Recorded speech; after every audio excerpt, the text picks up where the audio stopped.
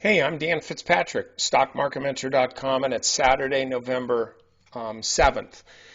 In this chart video, I want to look at Apple and I want to look at Blackberry, two of my favorite fruits.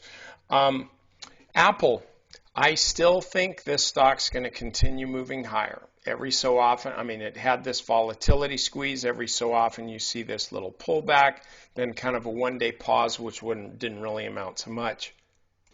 And then another pause up here right at the 200-day moving average. But hey, St. Nick is packing up his sleigh. We've got new iPads being released. The iWatch, not my deal, but some people's. Probably going to be selling a few of those. I think this stock continues to move higher here. I would be buying this on any kind of weakness. And think of it this way, too. Between now and the holiday shopping season, the end of the holiday shopping season, what's the catalyst for this stock to move lower? Maybe when they release the iPads, whenever the heck they're going to do that, somebody will look at all the deadbeats standing in line in front of the store in New York City and do a count and realize that there are fewer people than there were for the last one. I really doubt that's going to happen. But that's really, in my view, about the only thing that's going to be could be a fundamental event that would prompt selling in this stock. I just think this is a stock that now institutions are buying, where before they were selling it. Now, Blackberry, okay, I still think the one with the wheel was the best PDA ever. But the deal is with this now, they've got this thing with the new PDA with a physical keyboard, and I haven't seen it. I've just seen this, a 5.5% increase. It's a physical keyboard. It's on the Android operating system, so that makes all the folks at Alpha Google happy. And so I'm looking at this, and this has got, in my view, more upside.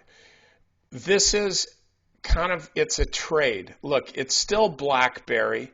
Ultimately, they're like, one step out of bankruptcy court or from being acquired by, I don't know, Hewlett-Packard, somebody like who would make a dumb acquisition? Oh, I know, Yahoo. They make some dumb acquisitions. They would buy them. But here's the thing, lower low. It's not really a low here, but it's just kind of a sideways drifty drift here. So what do we have? Hey, head and shoulder, left shoulder, head, right shoulder, boom. Look for this thing to be moving further. Here's what I want you to do, though, and I'll say it again because I don't want to see any emails or tweets or stock tweets or whatever. Thanks, Dan, you lost me money. You're making your own trade, not me. Here's my idea, though.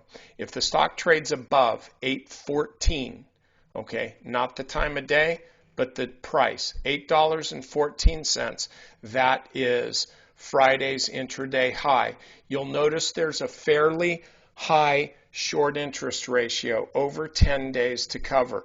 This could kind of be a little bit of a short squeeze. So if you're buying this at like 8.14 and you're deciding, you know what, I'm going to look to sell it at the 200-day moving average, okay, that's a 7% gain.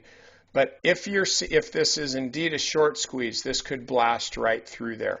But I'll say it again. I would wait until the stock starts trading to a new high and then just ride the trend on an intraday chart. I don't think this is going to be a real bear buster here, but it could be a ball buster for the shorts. But the big deal is you look at Blackberry, Blueberry, whatever, and then you look at Apple. Both of these stocks, I think, are buys, but just for different reasons. And I will just say this, and then I'm going to let you go because I got other stuff to do. You need to define your risk. Don't just buy and your only definition is how much money you're going to make. No. Look at the stock. Consider the worst case scenario that you are willing to tolerate. Make sure that's a logical scenario, and then that's what you go with. Position size, stop level, those are the way you manage risk. So, okay, members, over to the strategy session. I've got some pretty good ideas for you here, so I want you to listen to this. It's a little bit longer than usual, but I'm sure that you're going to find it profitable. And by the way, if you're not a member of Stock Market Mentor, please check it out. I'm working my tail off, and so are a lot of people in the forum to get our little trading tribe as profitable and knowledgeable as possible. Hope to see you there.